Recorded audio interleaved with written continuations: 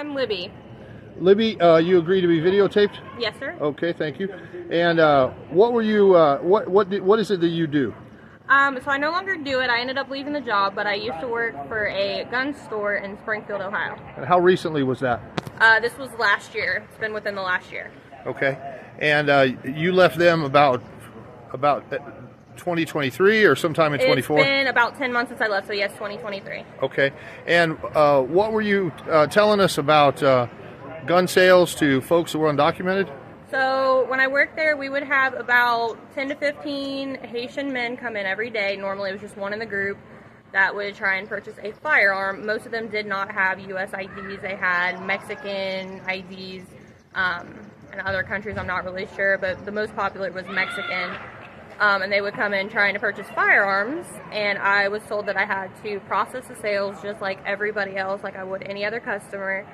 And I would, and they were going through just fine, even though they weren't U.S. citizens, so I would have to put them on the do not sell list so they were not getting firearms. Okay. And so that's not supposed to happen. No. Right. No, because I was having U.S. citizens getting put on the do not sell list because they lived in a house that somebody who had lived there before had been on the do not sell list, so they were not allowed to purchase firearms. Okay, but these were all going through. Yes. And you put them on a do not sell list, and then what happened? I was told I was not allowed to do that because it was something with the Second Amendment. Okay.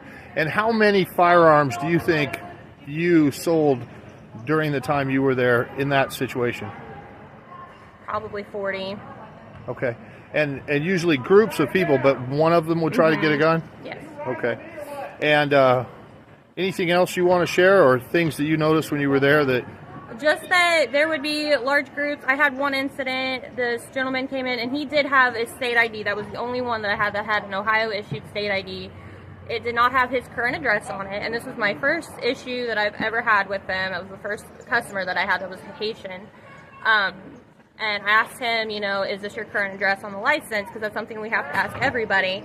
And he said, no, that's not my current address. I said, okay, then I cannot sell you this firearm right now. You're going to have to go to the DMV, get a change of address form, and then we can proceed. And then he looked at me and said, I'm just kidding, that's my address. And I told him, well, you already told me you don't live there, so I can't proceed with this transaction.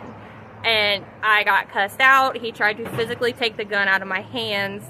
And then my boss told me just to process it. It wasn't a big deal, even though if it was anybody else, I couldn't have done that. So, do you think that the gun stores are getting pressure, or how is it that they're approving all this stuff? I genuinely have no idea. I do know that the store that I worked for, we were told we had to process it. I would call all the other gun stores in the area and tell them what was going on, not to accept it. And so I ended up having to call about 3 to 4 gun stores every time we'd have that issue.